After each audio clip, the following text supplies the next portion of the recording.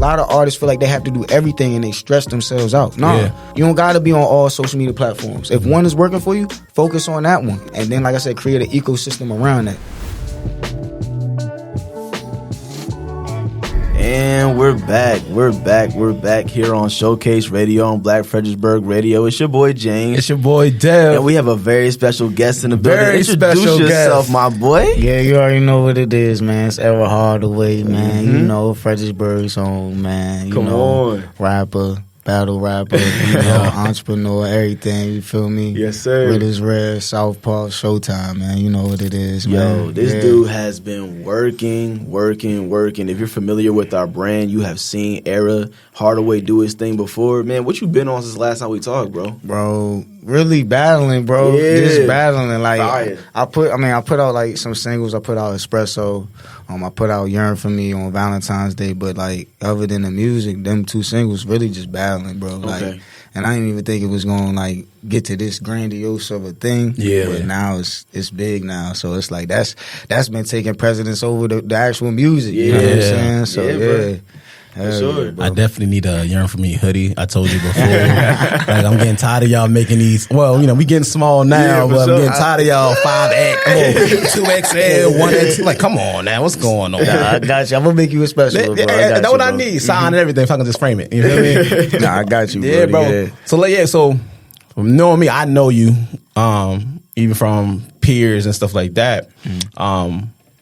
Just talk about how you came up in the Fredericksburg scene. Because remember, back in the day, Fredericksburg had that scene. So like, how did you get in, like, from back then? So like back then, essentially what I did, like, just to start off rapping, because I was producing at first. Well, of course I was DJing. Like 5, I started DJing because my dad's a DJ. 13, I started producing. And then by like 16, I started rapping. 15, 16. So around that time, I was working at Checkers. So I just used my savings, bought the interface, bought a mic, you know what I'm saying? Because I was already using Fruity Loops. So I bought all that and just started recording. As I'm recording myself, what I did, because I was heavy in the blog era, so I'm on the net just looking, finding all types of dope ass artists that's coming up, just like, you know, as we're trying to. Yeah. So I'm just into that, and I'm seeing how they roll out, and they just drop on the net. Yeah. Like, you know what I'm saying? Like the Drake, like with Drake So Far Gone. Yeah. You had to download the zip, and he had the cover art and everything. So I'm like, yo, I'm gonna do the same thing. Okay. So I saved up some more bread. I found a graphic designer, got my cover art made, and then I went to FedEx Kinko's. Got my the inserts made, bought jewel cases, bought CDs, and burnt the CDs like right from my computer. My first tape, and then I burnt like 100 of them. And then went to the school. I went to the school with 80. I kept 20 for myself. Went to the school with 80. Gave them joints out for free. You know what I'm saying? In my high school. So that joint spread, and then that's when my name started buzzing. And then I put it out on Facebook too, because you know Facebook is the thing. So people was gravitating towards it, and then so that's where it started. And then like, as you know, the music is going on, I'm doing talent shows. I meet my man Ja P. You know what I'm saying, Japel. So once we locked in, it just got crazy because you know my Ja, like you know him, he a very vibrant dude, so he very popular and talkative. So his style, along with my chill, relaxed style, like it really made a good kind of like complimentary style. You know what I'm saying? And then once I got with him and we made the Undiscovered, which was our first tape, and we started LOOK, Leaders of Our Own Kind.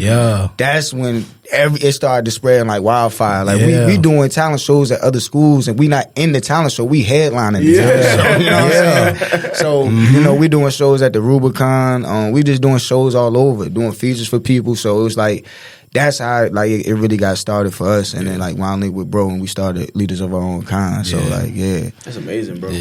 Bro. Because I think I could be out. People don't know. Like I felt like y'all built that community like, with you, Kane, and all of them back then.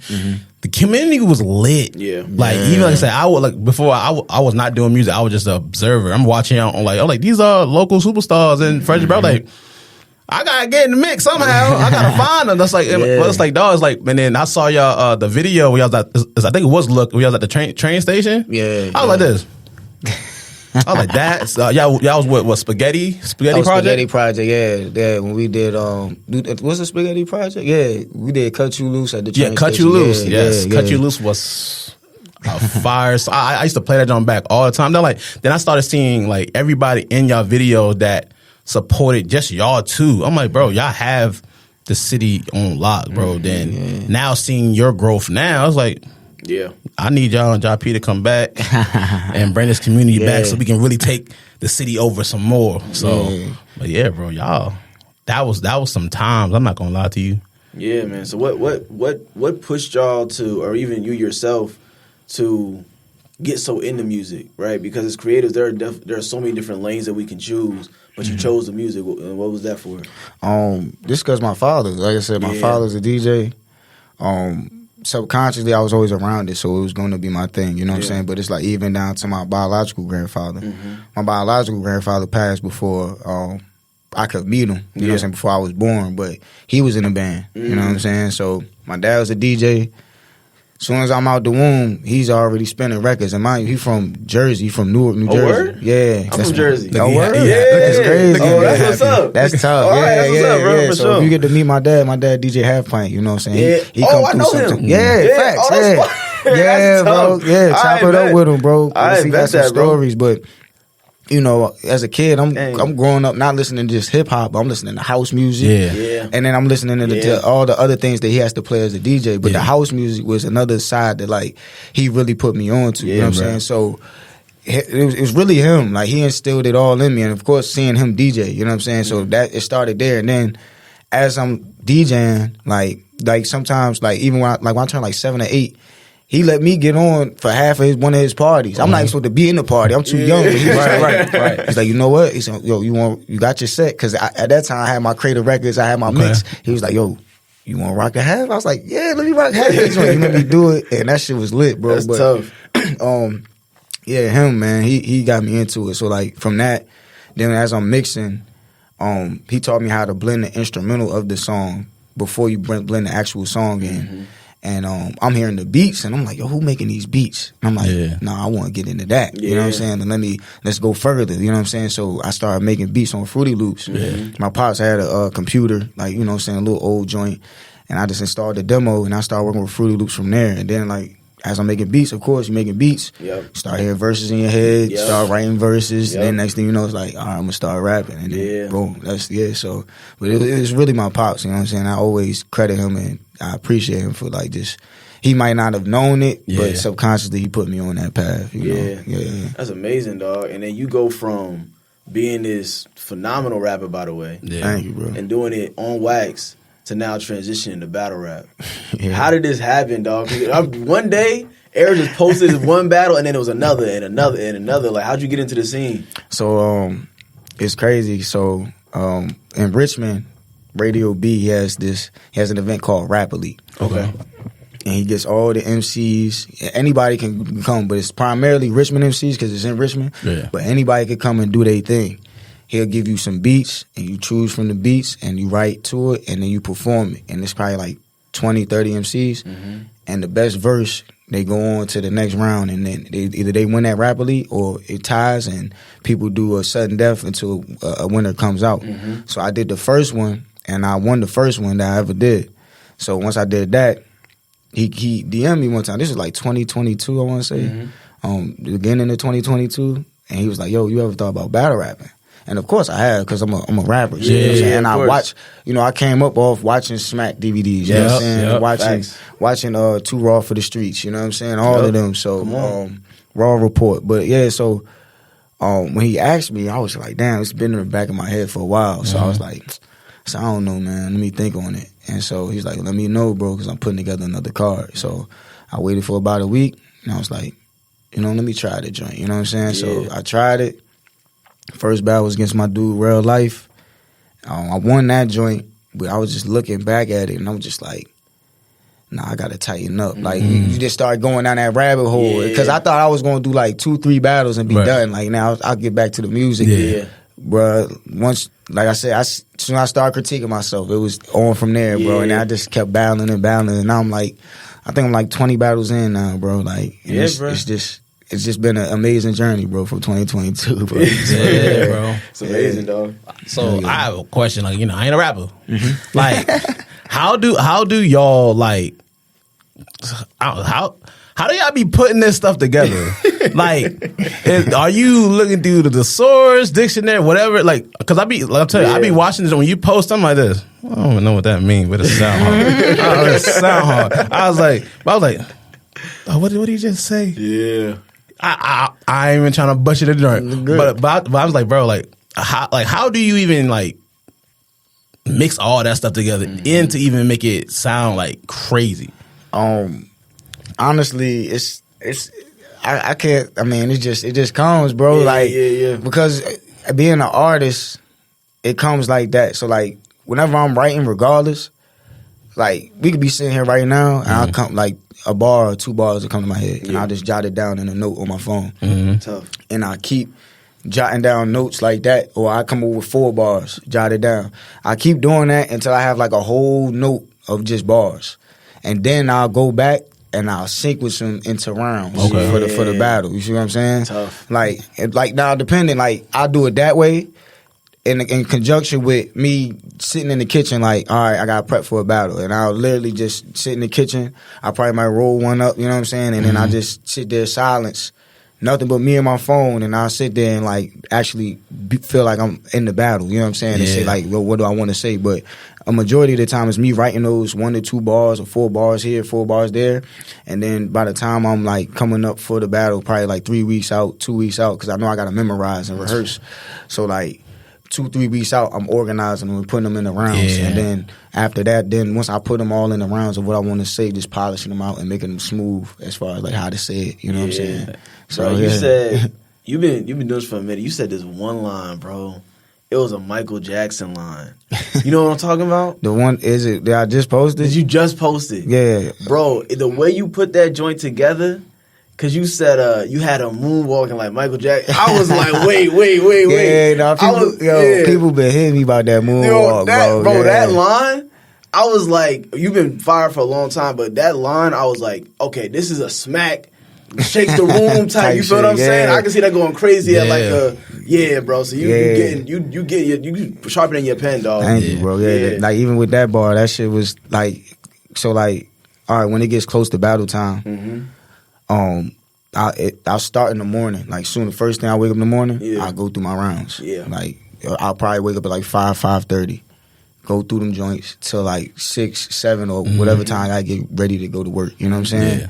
And so I'm practicing that joint, but I ain't do the moonwalk until I was there. I had it while I was rehearsing it. I had it in there like, okay, I'm gonna hit the moonwalk right here, but I didn't hit the full joint until I got there. You know what I'm saying? But like. Yeah, just piecing that joint together, bro. Like that joint, it's just fun, bro. It gets to that point where it just gets fun, bro. But like the execution and the performance, that's what really takes it over the top. Like you could be the top bar spitter in the world, but if you don't perform it right, bro, it's just gonna look like you up there rapping. Yeah, exactly.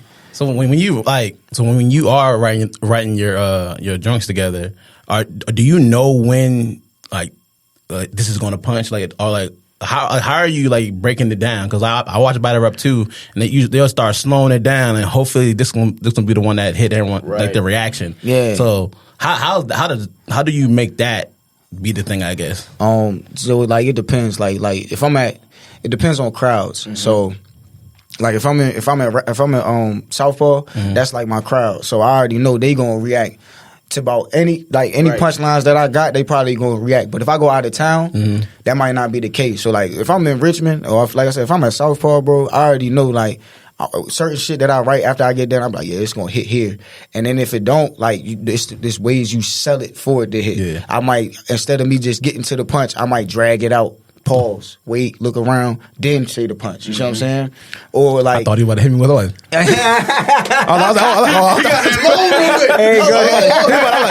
about to hit me right now. Okay, I'm like, yo, yeah, no.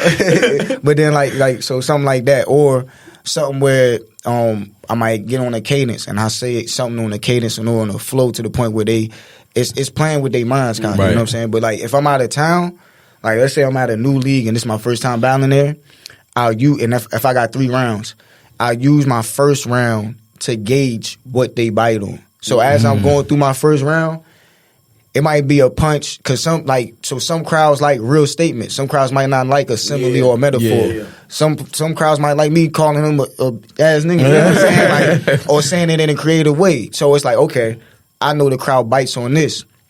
So based off that first round and what they biting on, in my second and third, I emphasize those things that they pick up on in the first. You know what I'm saying? So it's like, okay, this is what y'all biting on. Okay, y'all like when I yell and bark on a dude. So in the second round, I bark here. That's where I'm gonna emphasize the bark. You know what I'm saying? Or this crowd like similes and metaphors. So when I get to my similes and metaphors in my second and third, I'm gonna slow them down and really sell them in their face. You know what I'm saying? So just certain things like that. It just, like I said, depends on the crowd. But like, once you know your stuff, you start to look at the crowd's reactions and you start to look around and pay attention. Because when you memorize your stuff so much, it's almost like when I'm up there performing, I'm saying my stuff, but I could think about everything that's going on around me as I'm performing and saying my round. You know what I'm saying?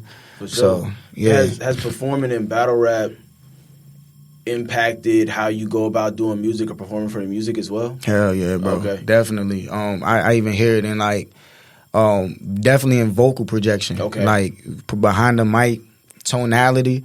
Like my tone has gotten way, way better. Like when I rapped, I used to be monotone or one way, real chill. Now I know how to add inflection. I know how to pause and say stuff in certain pockets. I know how to get real comfortable with the beat. You know what I'm saying? Like I wasn't like, I had a sense of doing that, but battle rap really embellished it and really added more of a poise to it for me. You know what I'm saying? So it's like, yeah, definitely. Like now, when I get behind the mic, it's like I said, I know how to channel it to make my voice do certain pitches. You know what I'm saying? I know how to inflict emotion without even yelling. You know what I'm saying? But still make you feel some type of way. You know, or give some type of conviction. Yeah. So it definitely help with delivery, bro. Yeah. Yeah, I might gotta get in a battle rap. But no, like I said, or pull up. Like I really want. When I said I said, no, I wanted to come to one of your joints when you was in Richmond. I was like, but I had to go through my situation. And I was like, I had to sit in here and just like, what y'all doing? Like, what did he say? I'm like, I need to steal this. Because when I hear something hard, I'm gonna put this in my story. I ain't gonna know where it came from, but I know. I'm like, Devin, you thought about that? Oh, I got it. I'm like that. But crazy thing is, people don't know this. I don't know people have seen Aaron a long time. Aaron, you cut your braids off, or locks, or what we call it. Why you do that? It was just time, man. What's time? 14 years, bro. I had my locks since 2012, so I was just like, it was just coming to a time where, for one, it was long. Yeah. It was like, this about to go to my knees. So that was one thing. Another thing was like the way they were twisted, I could repair them, but like at the top, like it was just hair. It wasn't really any locks like this. Probably one or two locks, and I noticed like it was thinning out. So I was just like, you know what? And I've been thinking about it for like a year, 2 years. Everybody that I talk, they be like, no, you always talk about this shit. Like, you're not going to do it. So I was just like, all right. So one of the final straws was I had to do a poem at the Chrysler Museum down in Norfolk. Basically, I had to do it was for a play, but I had to basically say poetry. And Shorty there, she was a natural like hairstylist. You know what I'm saying? So she was looking at my joint. She was like, hey, yo, you know, you want, you know what I'm saying? You see that your joint's thinning out a little bit at the top. I said, yeah, I know. I said, you know what? I said, you just confirmed it. I'm going to cut my joints right after this. And then so she was like, I'm just saying, I ain't trying to get in your business. I was like, I'm like, nah. I said, nah, I noticed it too. But yeah, I said, I'm about to just chop these joints anyway. And then like, honestly, once I got done with that, I told her, I said, after this, I'm going to cut them next week. I just cut them joints. And that joint was crazy too, bro. Like, because I know, like, for a lot of people, locks is like it's almost like a spiritual journey. Yeah. So when you cut them off, did you feel different after? Yeah. Yes, yo, like, it felt refreshing. You know what I'm saying? Like, and I love my locks. And don't get me wrong, I did love them, bro. But it just like that's a lot of weight. You know what I'm saying? Like, you know, they say your locks is like your antennas, so it's like your receptors. So you receive a lot of information through your joints, and you got to upkeep them. You got to make sure they clean. You know what I'm saying? You got to make sure they healthy. So it's like once I cut them off, it felt like it was like for one a weight off my head. It's just weight. But two, it just felt like damn, it's a new me. Like and appearance, bro. Like one of the things that I learned with my locks, appearance is like damn near everything to people. Like, of course, you're gonna meet a few people that could look past your appearance, but the majority of the world is looking at you for who you are. They see you before they hear you. You know what I'm saying? Like when I first started my locks, like I started them because I had a high top fade. I started them just like that, with just on the top. Yeah. And I didn't have no barber, so I'm woofing on the sides, and I let my sis twist my top. Yeah, bro, I'm just looking crazy, bro. You know what I'm saying? I'm on campus looking crazy. I'm like, damn, I need to find a barber ASAP. So it was like a good week to 2 weeks. I couldn't find a barber, bro. So I'm looking crazy out here, bro. Right. But I'm noticing people look at me, like even people I know. It was certain people that I met. And I walk by and they act like they ain't know me, bro, on campus, bro. Sheesh. Because of my hair was looking crazy, bro. That's wild. Jones won't giving me the time of day, bro. I'm telling you, bro. Like, and then like to go from that, then it's like you give it like 2-3 months. I done found the barber, cut my joints. My joints dropping a little bit. Them same joints that was carrying me coming up. Oh, what's up? You feel me? So it taught me that. It taught me like, oh, people really play based off how you look. You know what I'm saying? So then when I cut them, it was kind of like, not the same thing, but it was just like, I started to see people act different towards me too, as far as like being more welcoming and more open. And it's just like, damn, like, bro, I'm the same person with or without the locks. But I guess the locks gave me a different appearance to you that you weren't comfortable with. And now that they gone, it makes you more comfortable to come and talk to me. You know what I'm saying? But I'm just always observing of that, bro. So like when I cut them, it was just like, refreshment. It was just brand new, bro, and it was just like, damn, I should have did this a long time ago. You know what I'm saying? I feel that. Even when I saw you when you cut it and you and when you had your battle rap, I was like, no, this like it looks like a new energized era, ready to do we on and everything. I was like, this. All right, now I said, so this is the next. This is the new season of era. Like now he really about to go belt to people, and we're gonna talk about belt. You know, you became champion of the battle. What's Southpaw, the Southpaw? So like, how did that come against? And one was the people that you was going against. Was they light work, or like they gave you some hard time? Nah, bro. So like the way Southpaw is set up, it's a ranking system. You know what I'm saying? And then there's 2 belts. So I got the River City champion belt, which is the one down from the world champion belt. My man Preem got the world champion belt. But it's a ranking system, so it's like you have to work your way up and really like, if you're not in line in the rankings, you're not going to get your title shot. You know what I'm saying? So I really had to battle. Like a majority of my battles is on Southpaw. You know what I'm saying? I got like 20 battles out there, probably like 14, 15 of them was on Southpaw. So I really had to battle and climb up the rankings until get to this point. You know what I'm saying? So like from 2022 when I started to now, that's how long it took me to climb the ranks and get to the championship. You know what I'm saying? So it really meant a lot. Honestly, because of I had like messed up in the first. I had like a long pause trying to get back to my round. And then in the third, I didn't really mess up, but it was just like I was bringing it back because I was trying to remember my lines. I didn't think I was going to win it first. You know what I'm saying? I thought the judge was going to rule that against me and knock my points down. And I'm like, dude, Rock came clean. He spit his shit clean. So I was just like, yeah, I don't know if I'm going to win this junk. And then when they said that the last judge, and they was like, we got 10-9 and new Southpaw. I was like, okay, bet. Like, bet. And I was like, okay, cool. So, but it just took a lot of work to get there, bro. And I'm grateful. I'm grateful for Southpaw because it's like they really hone my skills. Radio really gave me a platform to hone my skills on, bro. So now it's just time to see how long I'm going to carry the belt. Yeah. If I'm going to move up and get the world champion belt, how that's going to be. But I'm just glad I made it here, you know. Yeah. Fire, bro. Fire, bro. And then going from Fredericksburg to being in the 757, then battling out in Richmond and navigating Virginia in that way, what have you seen about VA's artist scene, music scene, and do you feel like there's something that we're missing when it comes to developing or growing our artists here? I mean, of course, there's a lot of potential. Sure. I think that the only thing that's missing here is the infrastructure. Okay. Like, especially in the 7.5, one of the things that's hindering independent music from thriving is there's no ecosystem. There's no business structure for us to thrive. Like, it's like, so, and what I mean by that is like, you get government funds. You know what I'm saying? You get city government funds, you feel me? And city government tax dollars. Yeah.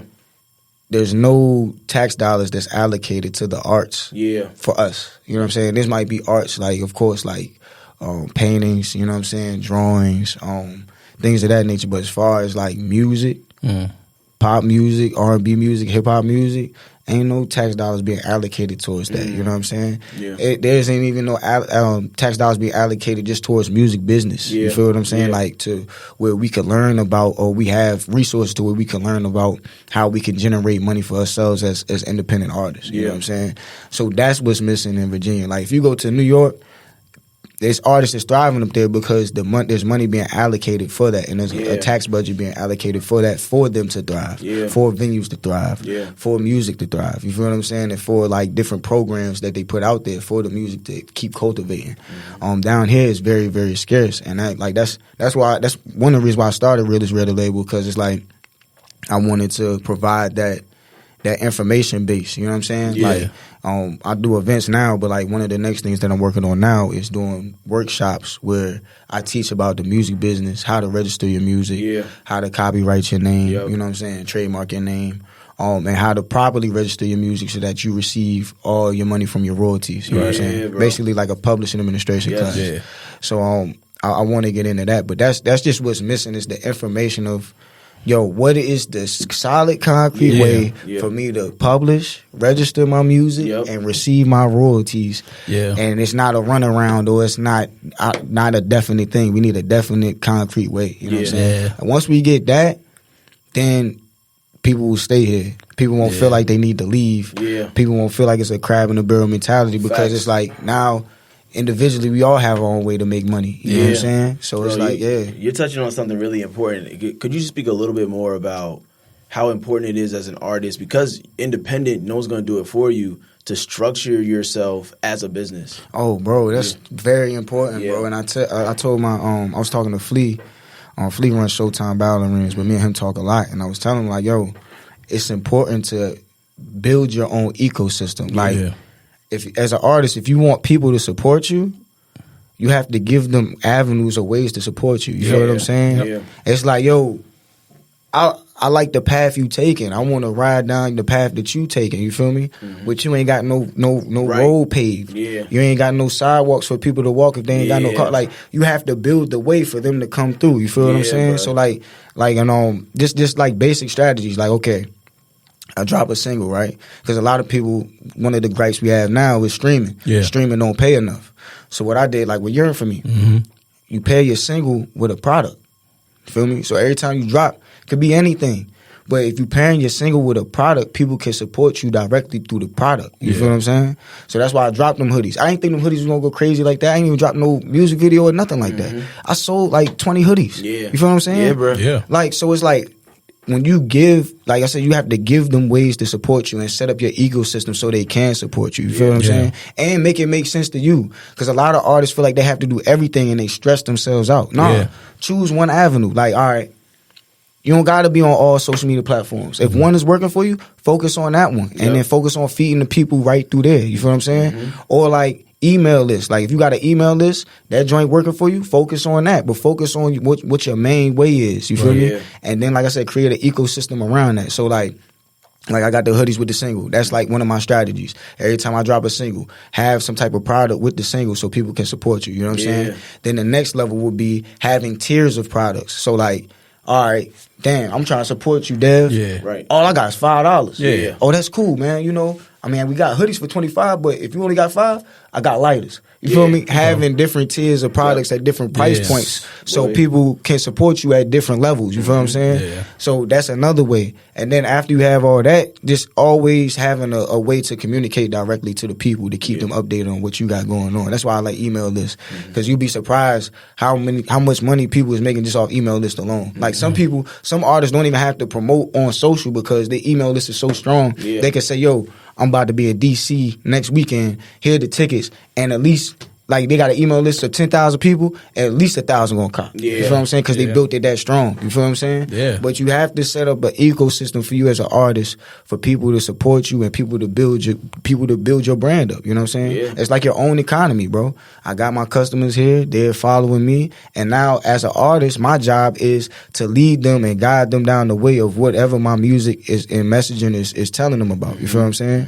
Through the products that I give them and through what I'm gonna service them through. You know what I'm saying? Now, what your service is you determine that as you grow as an artist. But your products have to be catering to the people and have to let the people know that they're with you and they feel with you. You know what I'm saying? So that's the main thing, bro. That's fire, bro. Yeah, bro. Yeah, all I said, let us definitely know when you start doing those classes. Hey, we'll definitely love to come down there and just listen, because what you're saying, these artists definitely need to know. Yeah, bro. Here, wherever, because trying to figure this out is hard. Yeah. Even listening to, like, I'm like, dang, I gotta take what you're saying and exactly. apply it to me, For because sure. Me too, bro. I just drop a single and be like, It's out. listen to it. I got a couple content right here, and that's it, But yeah, having those tiers, at least something that they can get to show that they support. Yeah. Because like, a lot of people just want to be seen too. It was like, oh, Dev, he did music, or oh, he's a great battle rapper. I'm buy this, and he's gonna post me. I'm like, all right, bro, I'm gonna keep showing love. But nah, bro, that's some real good stuff right there, bro. Yeah, Sure, bro. really good, bro. Yeah. So what's next for Era Hardaway? What's next for me? I'm getting a handle on like what I want to do with this music thing. As far as like how I want to take it. I'm trying to go direct to consumer. Well, I'm trying to figure out how I want to do that. There's multiple platforms to do that. Yeah. Sure. But I'm just striving to figure out the best way to do it. You know what I'm saying? I'm working with like a few folks on the streaming side. Working with a few folks who really got like my best interests at heart. They call it Nova Distribution. You know what I'm saying? So they really been helping me. My man D Banks and Kevin Lyles. So we really been strategizing on that. But just figuring out what I want to do with the music and pushing.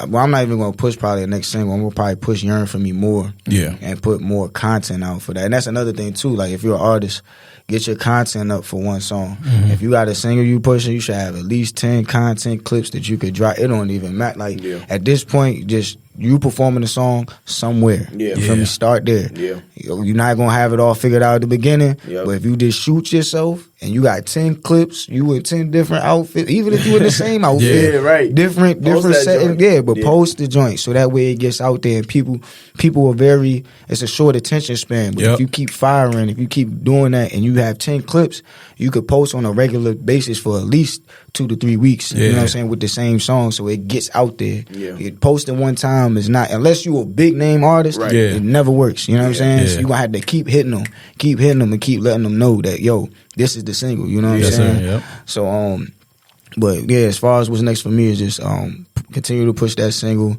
I got a battle on the 23rd on Showtime Battle Arena in Richmond versus Cuban. So he's like a big name at Cuban's that's a name. Yeah, at OSBL. He the logo at OSBL. So it's time for me to take him down. You know what I'm saying? Yeah, let him know. I'm about to clip him up. So, but them the two things that I got in the works now. And then I got my next, because I put together battle cards in the 757. Yeah. So I call it Merciless. So this the third one. So I got Merciless 3 on May 30th. Down in the 7-5. It's from 4 to 9 p.m. at Beach House 757. So I'm gonna have 3 battles, and then I'm performing, and then I got my man Duck performing. He's down there. He's a good prominent artist down there too as well. So yeah, so that's what I got going on. That's what's coming up right now. So and Yearn For Me shirts on the way. You know what I'm saying? So I got you with a care package. Look, you see how you look? You say, look, man, you keep dropping product without me, bro. Nah, I got you. I'm supporting for sure. Yeah. Once I get the teas up, it should be up by like next week. I'm gonna get you one, my boy. That's all I need to know. That's all I need to know. That's all right, bro. Yo, we appreciate you coming through, bro. Yeah, you know. We gonna definitely get you on this freestyle to hear that joint too. You know what I'm saying? So, yo, it's your boy James. It's your boy Dev. And we out. Yes, sir. Yeah. Like FXBG Radio, man. Freaky Wills, man. Yo, look. Yeah. Yo.